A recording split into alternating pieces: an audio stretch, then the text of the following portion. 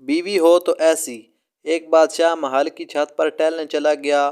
ٹہلتے ٹہلتے اس کی نظر محل کے نزدیک گھر کی چھت پر پڑی، جس پر ایک بہت خوبصورت عورت کپڑے سکھا رہی تھی۔ بادشاہ نے اپنی ایک باندی کو بلا کر پوچھا، کس کی بیوی ہے یہ؟ باندی نے کہا، بادشاہ سلامت، یہ آپ کے غلام فیروز کی بیوی ہے۔ بادشاہ نیچے اترا۔ بادشاہ پر اس عورت کے حسن و جمال کا سحر سا چھا گیا تھا۔ اس نے فیروز کو بلایا۔ فیروز حاضر ہوا تو بادشاہ نے کہا، فیروز، ہمارا ایک کام ہے، ہمارا یہ خط فلاں ملک کے بادشاہ کو دے آؤ اور اس کا جواب بھی ان سے لے آنا۔ فیروز اس خط کو لے کر گھر واپس آ گیا۔ خط کو اپنے تکیے کے نیچے رکھ دیا، سفر کا سامان تیار کیا، رات گھر میں گزاری اور صبح منزل مقصود پر روانہ ہو گیا، اس بات سے لا علم کہ بادشاہ نے اس کے ساتھ کیا چال چلی ہے۔ ادھر فیروز جیسے ہی نظروں سے اوجھل ہوا، بادشاہ چپکے سے فیروز کے گھر پہنچا اور آہستہ سے فیروز کے گھر کا دروازہ کھٹکھٹایا۔ فیروز کی بیوی نے پوچھا، کون ہے؟ بادشاہ نے کہا، میں بادشاہ ہوں، تمہارے شوہر کا مالک۔ تو اس نے دروازہ کھولا۔ بادشاہ اندر آ کر بیٹھ گیا۔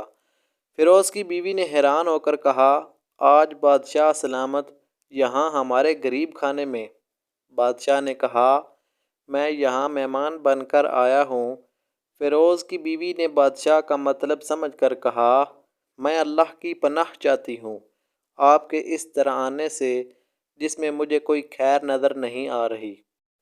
بادشاہ نے غصے میں کہا، اے لڑکی، کیا کہہ رہی ہو تم؟ شاید تم نے مجھے پہچانا نہیں، میں بادشاہ ہوں، تمہارے شوہر کا مالک۔ فیروز کی بیوی نے کہا، بادشاہ سلامت، میں جانتی ہوں کہ آپ ہی بادشاہ ہیں، لیکن بزرگ کہہ رہے ہیں، شیر کو اگرچہ جتنی بھی تیز بھوک لگی ہو، لیکن وہ مردار تو نہیں کھانا شروع کر دیتا۔ اور کہا، بادشاہ سلامت، تم اس کٹورے میں پانی پینے آ گئے ہو جس میں تمہارے کتے نے پانی پیا ہے۔ بادشاہ اس عورت کی باتوں سے بڑا شرمسار ہوا اور اس کو چھوڑ کر واپس چلا گیا، لیکن اپنی چپل وہیں پر بھول گیا۔ یہ سب تو بادشاہ کی طرف سے ہوا۔ اب فیروز کو آدھے راستے میں یاد آیا کہ وہ خط بادشاہ نے اسے جو دیا تھا وہ تو گھر پر ہی چھوڑ آیا ہے۔ اس نے گھوڑے کو تیزی سے واپس موڑا اور اپنے گھر کی طرف لپکا۔ فیروز اپنے گھر پہنچا تو تکیے کے نیچے سے خط نکالتے وقت اس کی نظر پلنگ کے نیچے پڑے بادشاہ کے چپل پر پڑی، جو وہ جلدی جلدی میں بھول گیا تھا۔ فیروز کا سر چکرا کر رہ گیا اور وہ سمجھ گیا کہ بادشاہ نے اس کو سفر پر صرف اس لیے بھیجا تھا کہ وہ اپنا مطلب پورا کر سکے۔ فیروز کسی کو کچھ بتائے بغیر چپ چاپ گھر سے نکلا۔ خط لے کر وہ چل پڑا اور کام ختم کرنے کے بعد بادشاہ کے پاس واپس آ گیا تو بادشاہ نے انعام کے طور پر اسے 100 دینار دیے۔ فیروز دینار لے کر بازار گیا اور عورت کے استعمال کے قیمتی کپڑے اور کچھ تحائف بھی خرید دیے۔ گھر پہنچ کر بیوی کو سلام کیا اور کہا، چلو تمہارے میکے چلتے ہیں۔ بیوی نے پوچھا، یہ کیا ہے؟ کہا، بادشاہ نے انعام دیا ہے اور میں چاہتا ہوں کہ یہ پہن کر اپنے گھر والوں کو بھی دکھا آؤ۔ بیوی، جیسے آپ چاہیں۔ بیوی تیار ہوئی اور اپنے والدین کے گھر اپنے شوہر کے ساتھ روانہ ہوئی۔ داماد اور بیٹی ان کے لائے گئے تحائف کو دیکھ کر وہ لوگ بھی بہت خوش ہو گئے۔ فیروز بیوی کو چھوڑ کر واپس آ گیا اور 1 مہینہ گزرنے کے باوجود نہ بیوی کا پوچھا اور نہ اس کو واپس بلا لایا۔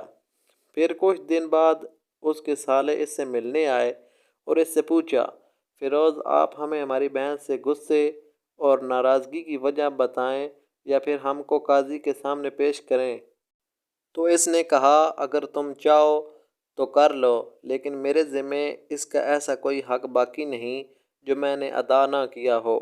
وہ لوگ اپنا کیس قاضی کے پاس لے گئے تو قاضی اس وقت بادشاہ کے پاس بیٹھا ہوا تھا۔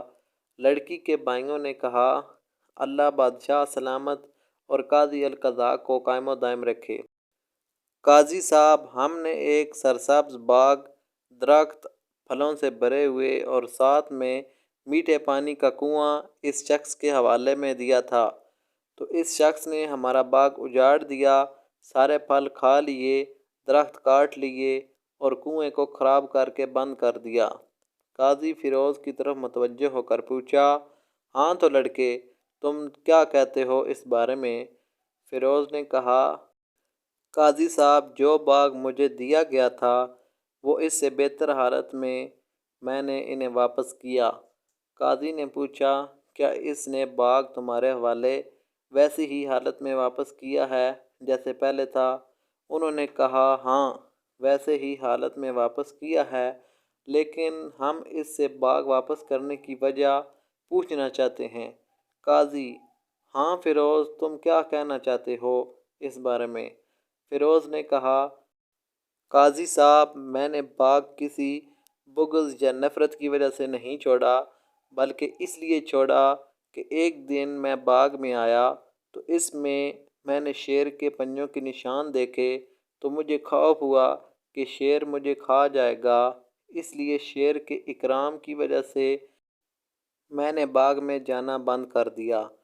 بادشاہ جو ٹیک لگائے یہ سب کچھ سن رہا تھا، اٹھ کر بیٹھ گیا اور کہا، فیروز، اپنے باغ کی طرف امن اور مطمئن ہو کر جاؤ، واللہ اس میں کوئی شک نہیں کہ شیر تمہارے باغ میں آیا تھا، لیکن وہاں پر نہ تو کوئی اثر چھوڑ سکا، نہ کوئی پتا توڑ سکا اور نہ ہی کوئی پھل کھا سکا۔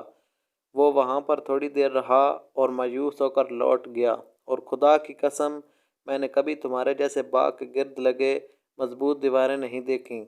تو فیروز اپنے گھر لوٹ آیا اور اپنی بیوی کو بھی واپس لے لیا۔